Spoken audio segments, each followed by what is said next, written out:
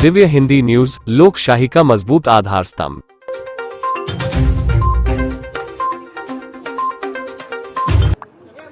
ज्या प्रकारे मतमोजणी उद्या होणार होती ती आता नागपूर खंडपीठाने असा निर्णय दिलाय की एकत्रितरित्या 21 तारखेला म्हणजे ज्या उर्वरित ज्या नगरपालिका होत्या त्यांची निवडणूक 20 तारखेला होणार होती, तर आता 21 तारखेला एकत्रित निकाल द्या, मतमोजणी 21 तारखेला होईल। अजून मी काही निकाल वाचलेला नाही, पण तो जर खंडपीठाने दिलेला निकाल असेल तर तो सर्वांना मान्यच करावा लागेल। पण आता जवळपास गेले 25-30 वर्ष किंवा त्याहीपेक्षा जास्त मी स्थानिक स्वराज्य संस्थांच्या निवडणुका पाहतोय, पण असं पहिल्यांदा घडतंय की घोषित केलेल्या निवडणुका पुढे चाललेल्या आहेत, त्याचे निकाल पुढे चाललेले आहेत। मला असं वाटतं की एकूणच ही जी काही सगळी पद्धती आहे ही पद्धती काही फार योग्य वाटत नाही। अर्थात खंडपीठ स्वायत्त आहे, त्यांनी निकाल दिला तर तो सगळ्यांना मान्य करावा लागेल। इलेक्शन कमिशनही स्वायत्त आहे, पण यातनं जे उमेदवार आहेत, जे मेहनत करतात, इतके दिवस प्रचार करतात, त्या सगळ्यांना एक प्रकारे त्याचा भ्रमनिरास होतो आणि सिस्टीमच्या फेलियरमुळे त्यांची काही चूक नसताना त्या ठिकाणी अशा पद्धतीनं या सगळ्या गोष्टी होणं काही योग्य नाही आहे।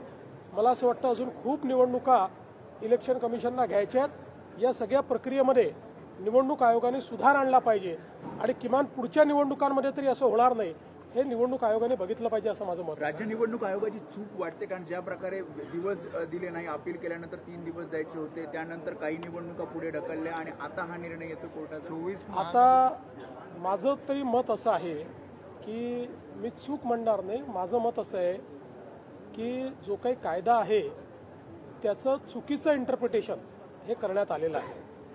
म्हणजे निवडणूक आयोगाचे वकील कोण आहेत मला माहीत नाही, विथ ऑल ड्यू रिस्पेक्ट अतिशय चुकीचं इंटरप्रिटेशन केलेलं आहे। कारण इतके वर्ष या निवडणुका आम्ही लढवतो आहोत, त्याचे नियम आम्ही बघितलेले आहेत, मीही अनेक वकिलांची त्याचा सल्लामसलत केलेली आहे। माझं मत आहे की हे चुकीचं इंटरप्रिटेशन आहे आणि त्यातनं ही निवडणुकीची सगळी प्रक्रिया, कारण मी पुन्हा एकदा सांगतो की ज्या ठिकाणी सगळ्या गोष्टी फॉलो झालेल्या आहेत अशा ठिकाणी कोणीतरी कोर्टात गेलं आणि कोर्टाने त्याला दिलासाही दिला नाही तरी तो केवळ कोर्टात गेला म्हणून त्या ठिकाणी निवडणुका पुढे नेणं हे कुठल्याच तत्वात बसत नाही, हे अतिशय चुकीचं घडलेलं आहे।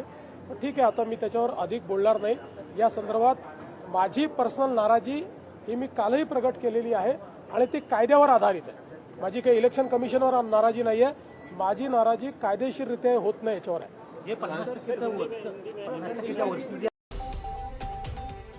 नमस्कार, आप देख रहे थे दिव्य हिंदी न्यूज। हम सिर्फ जानकारी देने का ही कार्य नहीं करते, बल्कि लोकशाही के चौथे मजबूत आधार स्तंभ की भूमिका निभाने का भी कार्य करते हैं।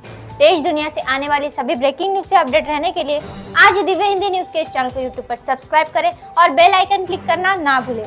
दिव्य हिंदी न्यूज आपके परिवार को रखे जागरूक और आपको एक्टिव। धन्यवाद।